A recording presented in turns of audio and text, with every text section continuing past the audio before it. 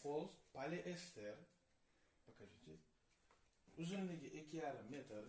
Bu bakalashkadan olingan, ya'ni вторичный сырье bakalashkadan olingan anaqadan to'qiladi. Buni narxi juda arzon. Xitoy davlatida buni narxi 15 mingdan 17 ming so'mgacha metri. Bu materialni. Bu mana bakalashkadan olinadigan tola. Bu уже ikkinchi переработанный обработкадан chiqqan anaqa deyiladi. Xo'sh, o'ziga yarasha yaxshi, agar buni avaylab ishlatilsa. Bir ikkita nuqson joylari bor. Bu xo'sga chizgan rasmingizni chet ellik kolleksionerlar olmaydilar. Sababi bu xo'sga chizilgan rasmni ular uncha xush ko'rmaydilar. Juda ko'p, chunki chet ellik davlat odamlari naturalniy narsaga chizilgan rasmni yaxshi ko'radi. Qisqacha yana aytib o'tiraman. Bu xo'sh natyashka qildik. Mana natyashka qildik. O'zini ushlaydi. Lekin bir xillarda qiynaydi. Chunki mana bunaqa dog'lari bo'lsa, sekin ketadi. Shuning uchun ishlatayotganingizda avaylab ishlating.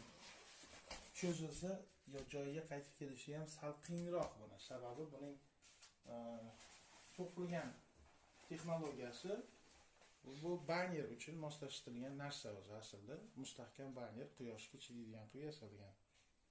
Вот так. Endi sizlarga naturalniy xo'slar ko'rsataman. Bu mana bunday bo'ladi. Bu naturalniy. Mana bu hibidan qilingan. Oqlik darajasi bo'yicha solishtiradigan bo'lsak, oqlik darajasini solishtiradigan bo'lsak, qaysi biri oqroq? Siz bunda rang tanlab qiynalib ketasiz. Bunda rang tanlab qiynalmaysiz, chunki siz bergan rangning attenkini oq rang sizga yaxshi chiqarib beradi. Bu sizga yutuq beradi. Bu unga chizilgan rasm, hibiga chizilgan rasm faqat muzeyniy kачествоda chiqishiga yordam beradi sizga.